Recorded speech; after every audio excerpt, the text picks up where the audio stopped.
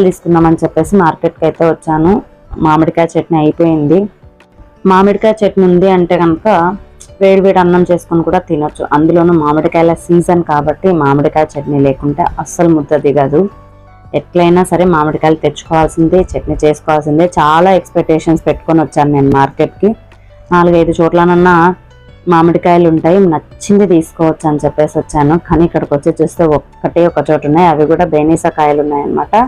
వీటితో ఏం చట్నీ పెడతామప్పా, ఈరోజు చట్నీ పెట్టేది లేదు అని చెప్పేసి అనుకుంటే తను కొద్దిగా కట్ చేసి ఇచ్చిందనమాట. ఇవి కూడా పుల్లగానే ఉన్నాయమ్మా, ఒకసారి తిని చూడండి అని చెప్పేసి అనింది. వామిచ్చింది అయితే పుల్లగానే ఉంది, కానీ నేను తెచ్చినవి మాత్రం పుల్లగా లేవండి. మొత్తానికైతే కనుక తెచ్చుకున్న తర్వాత ఏం చేయలేం కదా. సో ఇది వచ్చేసి నందికొట్కూరులో ఉండేటటువంటి మార్కెట్, కూరగాయల మార్కెట్ అనమాట. ఈరోజు సంత కాదు కాబట్టి చాలా తక్కువ అంగళ్ళు ఉన్నాయి, తక్కువ మంది కూడా ఉన్నారు. నార్మల్